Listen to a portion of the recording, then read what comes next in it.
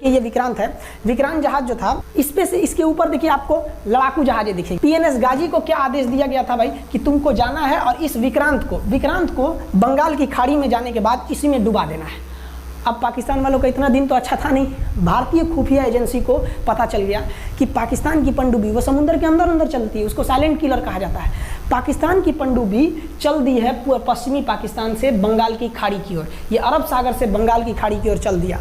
अब विक्रांत को बचाना हर हाल में जरूरी था, इसलिए हम लोग विक्रांत को छुपा दिए, मतलब थोड़ा सेफ्टी दे के रखने लगे। और इस पीएनएस गाजी जो था, पीएनएस गाजी को देखेंगे, पीएनएस का मतलब था पाकिस्तानी नेवल शिप, पीएनएस गाजी, ये मारने आ गया किसको? विक्रांत को। इस पीएनएस गाजी को अगर कोई मार के डुबा सकता था तो वो था आईएनएस राजपूत। लेकिन ये जो आईएनएस राजपूत आप इमेज में देख रहे हैं, ये उस समय समस्या क्या था इस आईएनएस राजपूत के साथ, क्योंकि इसके इंजन में कुछ खराबी आ गई थी और ये बिगड़ गया था। और बिगड़ के इसको विशाखापट्टनम पे बनाया जा रहा था, रिपेयर किया जा रहा था, इंजन ही गड़बड़ हो गया था। तो भारतीयों का यहीं पे दिमाग काम आया। भारतीयों ने सोचा क्यों ना हम पीएनएस गाजी को खुद बुला के लाएं, कहाँ पर? विशाखापट्टनम पे। तो लोगों ने कहा कि भैया ये आएगा विशाखापट्टनम में, क्या आईएनएस राजपूत हमको मार दो? तो कहा कि नहीं, देखिए कैसे आएगा। भारतीयों को पता था कि हिंदुस्तान में पाकिस्तानियों के कुछ ना कुछ जासूस होंगे और वो पाकिस्तान को पल पल की खबर दे रहे होंगे। भारतीयों ने क्या किया, आईएनएस विक्रांत के जितने भी अधिकारी थे उनसे कहा कि आप लोग अपने अपने घर फ़ोन कीजिए कि हम विशाखापट्टनम आ रहे हैं, तुम लोग हमको छुट्टी मिला है, विशाखापट्टनम में 10 दिन रुकेंगे, हमारे लिए तुम लोग खाना पीना अच्छा से बनाओ। लड़कों से उन लोगों को खबर खिला दिया। विशाखापट्टनम में जितने मछुआरे थे उनको कहा गया कि आप लोग हट जाइए, बहुत बड़ा जहाज आने वाला है, बहुत बड़ा जहाज विक्रांत आ रहा है, यहाँ पे आप लोग खाली कर दीजिए, आईएनएस विक्रांत आ रहा है। यहाँ पर क्या किया गया, ऑर्डर दिया गया बहुत सारे फल सब्जी अंडा ब्रेड कि भैया ये इतने बड़े जहाज के लिए जा रहा है, 6 महीने का खाना चाहिए। ये खबर आग की तरफ फैल गई पाकिस्तानियों को।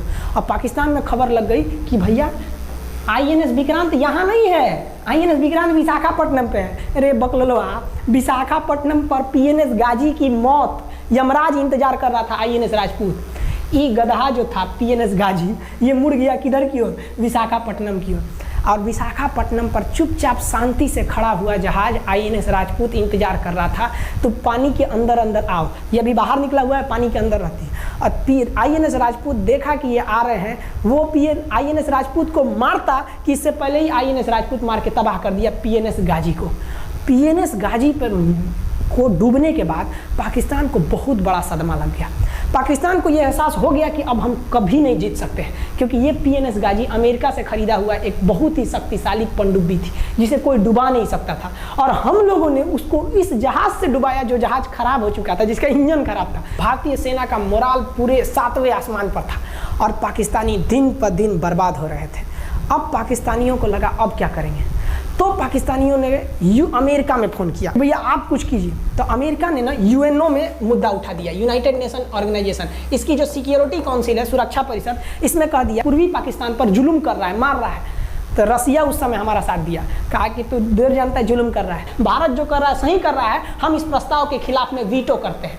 वीटो अगर कोई देश, 5 देश को वीटो है, इस पर अलग चर्चा करेंगे, अगर किसी ने वीटो कर दिया तो वो प्रस्ताव रद्द हो जाता है। तो पाकिस्तान की एक और उम्मीद यहाँ पर अपना दम तोड़ दी। अब पाकिस्तान कहा अमेरिका से कि भैया आप ही हमको बचा लीजिए। तो अमेरिका ना पाकिस्तान की ओर से भारत पर हमला करने के लिए अपना सबसे खतरनाक जहाज भेज दिया, 7वां बेड़ा। देखेंगे 7वां बेड़ा को, अगर इतना भयानक था 7वां बेड़ा, ये अमेरिका का साथ अकेले चलता ही नहीं था, इतनी पूरी फौज के साथ, नेवी के साथ चलता था। ये किस लिए आया था? विक्रांत को डुबाने के लिए। और इसका साइज विक्रांत से डबल था, इसके आगे विक्रांत नहीं टिक पाता। अब इंदिरा गांधी भी टेंशन में रह गई। ले, तब उस समय इंदिरा गांधी को याद आया कि भैया हमारा एक और तो हम समझौता करके आए हैं, अगर अमेरिका पाकिस्तान का साथ दे सकता है तो रूस से हम भी तो समझौता करके आए हैं। तो भारत ने रूस को कहा कि भैया अमेरिका इतना भयानक 7वां बेड़ा भेज दिया, आप हमारी मदद कीजिए।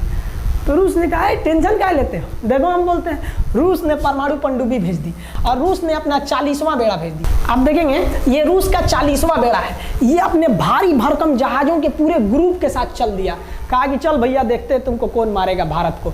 और अमेरिका को सीधा कह दिया कि भैया विक्रांत पर अगर आपने हमला किया तो ये हमला हम रूस पर हमला मान